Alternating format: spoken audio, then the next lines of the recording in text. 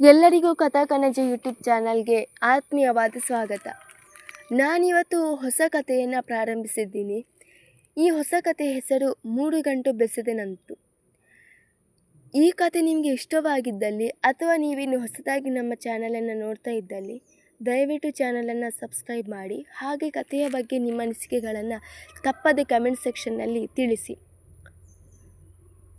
ಆರಾಧ್ಯ, ಯಾಕೆ ಡಲ್ ಆಗಿದ್ದೀಯಾ? ಮುಖ ಎಲ್ಲ ಒಂಥರ ಆಗಿದೆ, ಯಾಕೇನಾಯಿತು? ಅಂದಹಾಗೆ ಊರಿಂದ ತಂಗಿ ಕಾಗದ ಹಾಕಿದ್ಲು, ಅಮ್ಮನ ನೋಡೋದಕ್ಕೆ ಹೋಗಬೇಕು ಊರಿಗೆ ಅಂತ ಹೇಳ್ತಾ ಇದೆಯಲ್ಲ, ಹೋಗಿ ಬಂದ್ಯಾ? ಹೇಗಿದ್ದಾರೆ ಅಮ್ಮ ತಂಗಿ ಎಂದು ಕೇಳಿದಳು ಗೆಳತಿ ಅಂಜಲಿ. ಹೂ ಕಣೆ ಅಂಜು, ಊರಿಗೆ ಹೋಗಿದ್ದೆ ಎಂದು ನಿರುತ್ಸಾಹದಿಂದಲೇ ನುಡಿದಳು ಆರಾಧ್ಯ. ಅವಳ ಮಾತಿನ ದಾಟಿಯಲ್ಲಿಯೇ ಏನೋ ಸಮಸ್ಯೆ ಆಗಿದೆ ಎಂಬುದು ತಿಳಿದಿತ್ತು ಅಂಜಲಿಗೆ. ಊರಿಗೆ ಹೋಗಿದ್ದೆ ಅಂತೀಯ, ಮತ್ತೆ ಯಾಕೆ ಡಲ್ ಆಗಿದೆಯಾ? ಏನಾದರೂ ಸಮಸ್ಯೆನಾ? ಅಂಥದ್ದೇನಾದರೂ ಇದ್ದರೆ ನನ್ನ ಹತ್ರ ಹೇಳ್ಕೊಳ್ಳೆ ಎಂದು ಮತ್ತೆ ಕೇಳಿದಳು ಅಂಜಲಿ. ಕಣೆ, ತುಂಬ ದೊಡ್ಡ ಸಮಸ್ಯೆನೇ ಎದುರಾಗಿದೆ. ಊರಿಂದ ಕಾಗದ ಬಂದಿತ್ತು ಅಂತ ಊರಿಗೆ ಹೋಗಿದ್ನಾ, ಆದರೆ ಅಲ್ಲಿಗೆ ಹೋಗಿ ಬಂದ ಮೇಲೆ ಮನಸ್ಸಿಗೆ ನೆಮ್ಮದಿನೇ ಇಲ್ಲ ಕಣೆ ಎಂದಳು ಸೋತ ಧ್ವನಿಯಲ್ಲಿ ಆರಾಧ್ಯ.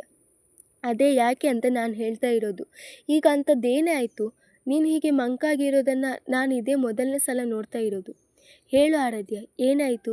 ಊರಲ್ಲಿ ಅಮ್ಮ ತಂಗಿ ಎಲ್ಲರೂ ಹುಷಾರಾಗಿದ್ದಾರಾ ಅಥವಾ ಅಮ್ಮನಿಗೇನಾದರೂ ಆರೋಗ್ಯ ಸಮಸ್ಯೆನಾ ಎಂದು ಅಂಜಲಿ ಮಾತು ಮುಗಿಸುವ ಮುನ್ನವೇ ಅವಳನ್ನು ಗಟ್ಟಿಯಾಗಿ ಬಿಗಿದಪ್ಪಿದ ಆರಾಧ್ಯ. ಅಂಜು, ಅಮ್ಮನಿಗೆ ಆರೋಗ್ಯ ಸರಿಯಿಲ್ಲ ಕಣೆ. ಅವರ ಹೆಲ್ತ್ ತುಂಬ ಹದಗೆಟ್ಟು ಹೋಗಿದೆ. ಅವರಿಗೆ ಕ್ಯಾನ್ಸರ್ ಇದೆ. ಈ ವಿಷಯ ನನಗೆ ಮೊನ್ನೆ ಊರಿಗೆ ಹೋಗಿದ್ದಾಗಲೇ ಗೊತ್ತಾಗಿದ್ದು. ಟ್ರೀಟ್ಮೆಂಟ್ ಕೊಡಿಸೋದಕ್ಕೆ ಕಡಿಮೆ ಅಂದರೂ 1 ಲಕ್ಷ ಖರ್ಚು ಬೇಕಾಗುತ್ತಂತೆ. ಅಷ್ಟೊಂದು ಹಣನ ಎಲ್ಲಿಂದ ತರೋದು? ಯಾರ ಹತ್ರ ಕೇಳಿದ್ರು ಈಗಿನ ಕಾಲದಲ್ಲಿ ಯಾರು ಕೊಡ್ತಾರೆ ಹೇಳು? ನಾನೊಬ್ಬಳು ಸೇಲ್ಸ್ ಗರ್ಲ್ ಕಣೆ. ನನಗೆ ಸಿಗೋ 5,000 ಸಂಬಳನೇ ಎಲ್ಲಿಗೂ ಸಾಕಾಗ್ತಾ ಇಲ್ಲ. ಈ ಬೆಂಗಳೂರಲ್ಲಿ 5,000 ಇಟ್ಕೊಂಡು ಜೀವನ ಮಾಡೋದಕ್ಕೆ ಎಷ್ಟು ಕಷ್ಟಪಡ್ತಾ ಇದ್ದೀನಿ ಅನ್ನೋದು ನಿಂಗೂ ಗೊತ್ತು. ಹೊಟ್ಟೆಗೆ ಸಾಕಾದರೆ ಬಟ್ಟೆಗೆ ಸಾಕಾಗಲ್ಲ, ಬಟ್ಟೆಗೆ ಸಾಕಾಗಾದರೆ ಹೊಟ್ಟೆಗೆ ಸಾಕಾಗಲ್ಲ.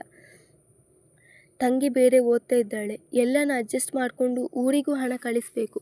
ಅಮ್ಮನಿಗೆ ನೋಡಿದರೆ ಈ ಥರ ಕಾಯಿಲೆ.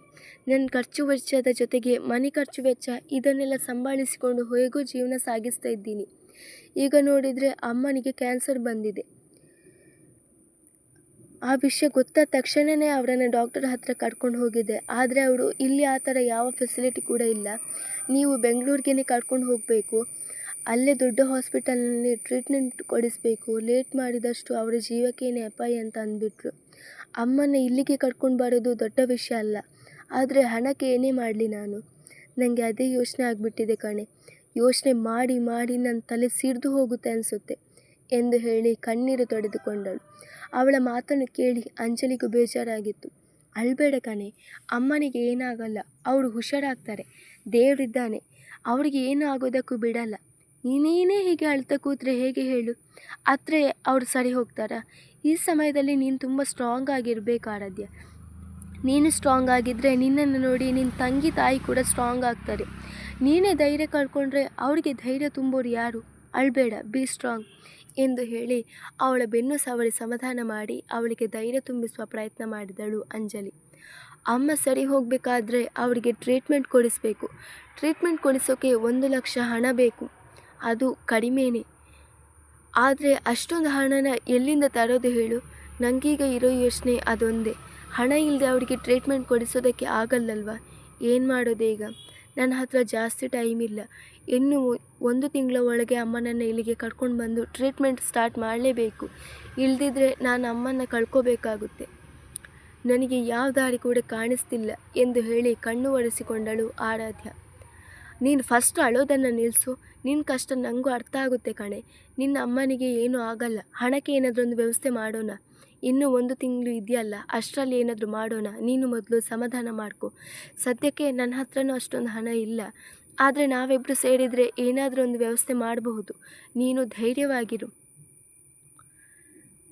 ಈಗ ಮುಖ ತೊಳ್ಕೊಂಡು ಬಂದು ಊಟ ಮಾಡು ಮೊದಲು, ಮಿಕ್ಕಿದ್ದನ್ನೆಲ್ಲ ಆಮೇಲೆ ಯೋಚನೆ ಮಾಡೋಣ ಎಂದಳು ಅಂಜಲಿ. ಅವಳ ಮಾತಿಗೆ ಸರಿ ಎಂದು ತಲೆದೂಗಿದ ಆರಾಧ್ಯ ಮುಖ ತೊಳೆದುಕೊಂಡು ಬಂದಳು. ಅಷ್ಟರಲ್ಲಿ ಅವಳ ಮುಂದೆ ಊಟದ ತಟ್ಟೆ ಹಿಡಿದಳು ಅಂಜಲಿ. ತಗೋ, ಊಟ ಮಾಡು, ಊಟ ಮಾಡಿ ಮಲ್ಗು. ನಾಳೆ ಬೇರೆ ಕೆಲಸಕ್ಕೆ ಹೋಗಬೇಕು. ನೀನು ನಿನ್ನ ತಾಯಿ ಬಗ್ಗೆ ಯೋಚನೆ ಮಾಡಬೇಡ. ನಾಳೆ ಬೆಳಿಗ್ಗೆ ಬೇಗ ಇದ್ದು ಏನು ಮಾಡೋದು ಹಣಕ್ಕೆ ಅಂತ ಯೋಚನೆ ಮಾಡೋಣ. ನಾನು ಕೂಡ ವಿಚಾರಿಸ್ತೀನಿ ನನಗೆ ಗೊತ್ತಿರೋರ ಹತ್ರ ಎಂದು ಹೇಳಿ ಅವಳ ಕೈಗೆ ತಟ್ಟೆ ಕೊಟ್ಟು ಮಲಗಿಕೊಂಡಳು. ಅದಾಗಲೇ ತುಂಬ ಹೊತ್ತಾಗಿದ್ದರಿಂದ ಹಾಗೂ ಮರುದಿನ ಕೆಲಸಕ್ಕೆ ಹೋಗಬೇಕಾಗಿರುವುದರಿಂದ ಆರತಿ ಕೂಡ ಬೇಗ ಊಟ ಮಾಡಿ ಮಲಗಿದಳು. ಆದರೆ ನಿದ್ದೆ ಎನ್ನುವುದು ಅವಳ ಹತ್ತಿರ ಸುಳಿಯಲಿಲ್ಲ. ಅವಳ ತಲೆಯಲ್ಲಿ ಬರೀ ಹಣವನ್ನು ಹೇಗೆ ಹೊಂದಿಸುವುದು, ತಾಯಿಯನ್ನು ಹೇಗೆ ಕಾಪಾಡಿಕೊಳ್ಳುವುದು ಎನ್ನುವುದೇ ಸುಳಿದಾಡುತ್ತಿತ್ತು. ಆರಾಧ್ಯಳೇ ನಮ್ಮ ಈ ಹೊಸ ಕಥೆಯ ನಾಯಕಿ. ಅವಳ ಗೆಳತಿ ಅಂಜಲಿ. ಅವಳ ಊರು ಸಂಪಿಗೆಪುರ, ಆದರೆ ಇರೋದು ಬೆಂಗಳೂರಲ್ಲಿ. ಸದ್ಯಕ್ಕೆ ರೂಮ್ ಮಾಡಿಕೊಂಡು ತನ್ನ ಗೆಳತಿಯ ಜೊತೆಗಿದ್ದಾಳೆ. ಸೇಲ್ಸ್ ಗರ್ಲ್ ಆಗಿ ಕೆಲಸ ಮಾಡ್ತಾ ಸಿಕ್ಕಿದ ಸಂಬಳದಲ್ಲಿ ಎಲ್ಲವನ್ನು ಅಡ್ಜಸ್ಟ್ ಮಾಡಿಕೊಳ್ಳುತ್ತಾ ಊರಿಗೆ ಇಂತಿಷ್ಟು ಹಣವನ್ನು ಕಳಿಸ್ತಾಳೆ. ತಾಯಿ ಜಾನಕಿ, ತಂಗಿ ಅನನ್ಯ. ಅವಳ ತಂದೆ ಆರಾಧ್ಯ ಚಿಕ್ಕ ವಯಸ್ಸಿನಲ್ಲಿ ಇರಬೇಕಾದ್ರೇ ತೀರ್ಕೊಂಡ್ರು. ಅವಳು ಬೇರೆ ಮನೆಗೆ ಹಿರಿಮಗಳು. ಹಾಗಾಗಿ ಮನೆ ಎಲ್ಲ ಜವಾಬ್ದಾರಿನ ತನ್ನ ಹೆಗಲ ಮೇಲೆ ಹಾಕಿಕೊಂಡು ಅದಕ್ಕಾಗಿಯೇ ಕೆಲಸ ಹುಡುಕಿಕೊಂಡು ತಾಯಿ ತಂಗಿಯನ್ನು ಊರಲ್ಲಿಯೇ ಬಿಟ್ಟು ಬೆಂಗಳೂರಿಗೆ ಬಂದವಳಿಗೆ ಆಸರೆಯಾಗಿದ್ದು ಅವಳ ಗೆಳತಿ ಅಂಜಲಿ. ಅಂಜಲಿ ಕೂಡ ಬಡ ಕುಟುಂಬದವಳೆ. ಕೆಲಸಕ್ಕಾಗಿಯೇ ಆರಾಧ್ಯ ತರಹವೇ ಬೆಂಗಳೂರಿಗೆ ಬಂದವಳು. ಆಗ ಅವರಿಬ್ಬರಿಗೂ ಪರಿಚಯರಾಗಿ ಸ್ನೇಹಿತರಾದವಳು. ಅವಳ ಕಷ್ಟಕ್ಕೆ ಇವಳು, ಇವಳ ಕಷ್ಟಕ್ಕೆ ಅವಳು ನೆರವಾಗ್ತಾ ಒಟ್ಟಿಗೆ ಜೀವನ ಸಾಗಿಸ್ತಿದ್ದಾರೆ. ಇದಿಷ್ಟು ನಮ್ಮ ಹುಡುಗಿಯ ಪರಿಚಯ. ಇಷ್ಟೆಲ್ಲ ಹೇಳಿದ ಮೇಲೆ ನಮ್ಮ ಆರಾಧ್ಯ ನೋಡೋದಕ್ಕೆ ಹೇಗಿದ್ದಾಳೆ ಅಂತ ಹೇಳದೆ ಹೋದರೆ ಆಗುತ್ತಾ?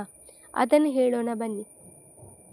ತಿದ್ದಿ ತೀಡಿದ ಹುಬ್ಬು, ಸೊಂಪಾಗಿ ಬೆಳೆದ ಕೂದಲು, ತೀರ ಬಿಳಿಯೂ ಅಲ್ಲ ತೀರ ಕಪ್ಪು ಅಲ್ಲದ ಮೈಬಣ್ಣ, ಸಾಧಾರಣ ಮೈಕಟ್ಟು, ತುಟಿಗೆ ಬಣ್ಣ ಹಚ್ಚಿದ ಹಾಗೆ ಇರುವ ಕೆಂದುಟಿ, ಮುಖದಲ್ಲಿ ತೇಜಸ್ಸು, ಒಟ್ಟಿನಲ್ಲಿ ಸಹಜ ಸೌಂದರ್ಯವತಿ. ತನಗಾಗಿ ಏನು ಬೇಡ, ಎಲ್ಲ ತನ್ನವರಿಗಾಗಿ ಇರಲಿ ಎನ್ನುವ ದೊಡ್ಡ ಮನಸ್ಸಿನ ಹುಡುಗಿ. ನಮ್ಮ ಹುಡುಗಿ ಹೇಗೆ, ಅವಳ ಕೆಲಸ ಏನು, ನೋಡೋದಕ್ಕೆ ಹೇಗಿದ್ದಾಳೆ ಅನ್ನೋದನ್ನು ಹೇಳಿದೆ.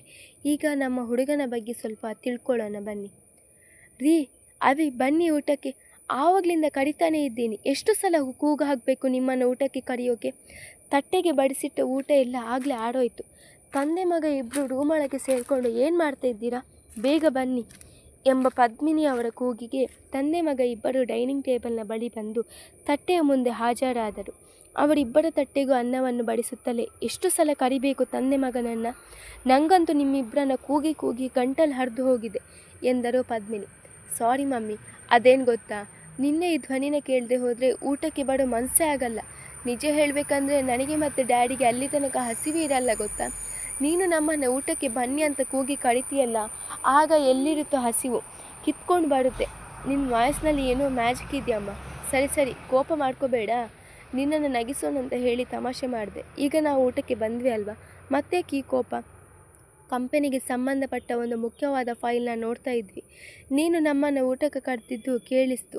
ಆದರೆ ಏನು ಮಾಡೋದು ಹೇಳು, ಆ ಫೈಲ್ ತುಂಬ ಇಂಪಾರ್ಟೆಂಟ್. ಅದನ್ನು ಅರ್ಧದಲ್ಲಿಯೇ ಬಿಟ್ಟು ಬರೋಕ್ಕೆ ಆಗಲ್ಲಲ್ವ. ಅದಕ್ಕೆ ಅದನ್ನೆಲ್ಲ ಕರೆಕ್ಟಾಗಿದೆಯಾ ಅಂತ ಚೆಕ್ ಮಾಡಿ ಇಟ್ಟೇ ನಾವು ಊಟಕ್ಕೆ ಬಂದಿದ್ದು ಎಂದನು ಅವಿನ್. ಸರಿ ಹೋಯಿತು, ನಿನ್ನ ಹತ್ರ ಮಾತಾಡಿ ಯಾರಾದರೂ ಗೆಲ್ಲೋಕ್ಕಾಗುತ್ತಾ? ಯಾವಾಗ ನೋಡಿದರೂ ತಂದೆ ಮಗ ಇಬ್ಬರು ಆಫೀಸ್ ಅಂತ ಜಪ ಮಾಡ್ತಾ ಇರ್ತೀರ. ಸ್ವಲ್ಪ ನನ್ನ ಕಡೆನೂ ಗಮನ ಕೊಡಿ. ನಿಮಗೇನು, ತಂದೆ ಮಗ ಇಬ್ಬರು ಬೆಳಿಗ್ಗೆ ಆಫೀಸ್ಗೆ ಹೋದರೆ ಬರೆದು ಸಂಜೆಗೇನೆ. ಅಲ್ಲಿ ತನಕ ಒಂಟಿ ಪಿಶಾಚಿ ಥರ ನಾನೊಬ್ಬಳೇ ಮನೇಲಿ ಇರಬೇಕು. ರಾತ್ರಿ ಆದರೂ ಎಲ್ಲರ ಜೊತೆ ಸೇರಿಕೊಂಡು ಊಟ ಮಾಡೋಣಂದರೆ ಆವಾಗ ಕೂಡ ರೂಮಲ್ಲಿ ಸೇರಿಕೊಂಡು ಆಫೀಸ್ ಕೆಲಸ ಮಾಡ್ತಾ ಇರ್ತೀರ ಎಂದು ಬೇಸರದಲ್ಲಿ ನುಡಿದ ಪದ್ಮಿನಿ ಅವರ ಜೊತೆಗೆ ತಾನು ತಟ್ಟೆಗೆ ಅನ್ನ ಮಾಡಿಸಿಕೊಂಡು ಊಟಕ್ಕೆ ಕುಳಿತರು.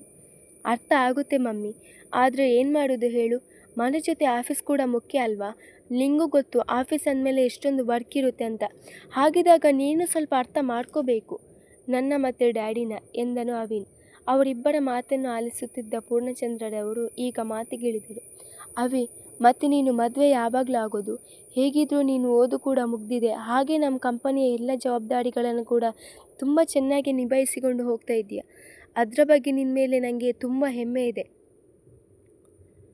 ಕಂಪನಿಗೆ ಒಳ್ಳೆ ಬಾಸ್ ಆದೆ, ನನಗೂ ಪದ್ಮಿನಿಗೂ ಒಳ್ಳೆ ಮಗ ಆದೆ. ಈಗ ಒಳ್ಳೆ ಗಂಡನೂ ಆಗಬೇಕನ್ನೋದು ನಮ್ಮ ಆಸೆ. ಅಂದರೆ ನನ್ನ ಮತ್ತು ನಿನ್ನ ತಾಯಿ ಆಸೆ. ನೀನು ಮದುವೆ ಒಂದಾಗಿಬಿಟ್ರೆ ಎಲ್ಲದರಲ್ಲೂ ಪರ್ಫೆಕ್ಟ್ ಮ್ಯಾನ್ ಆಗ್ತೀಯ.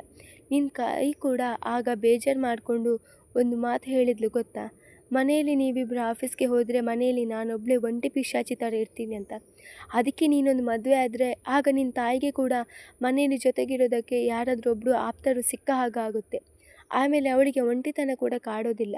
ನಿಂಗೀಗ 28 ವಯಸ್ಸು, ಮದುವೆ ಆಗೋದಕ್ಕೆ ಇದೇ ಕರೆಕ್ಟ್ ಏಜ್. ಹಾಗಾಗಿ ಯಾಕೆ ನೀನೊಂದು ಮದುವೆ ಆಗಬಾರ್ದು? ಆಗ ನಮಗೂ ಖುಷಿ. ನೀನು ನಿನ್ನ ಹೆಂಡತಿ ಜೊತೆ ಖುಷಿಯಾಗಿರಬಹುದು.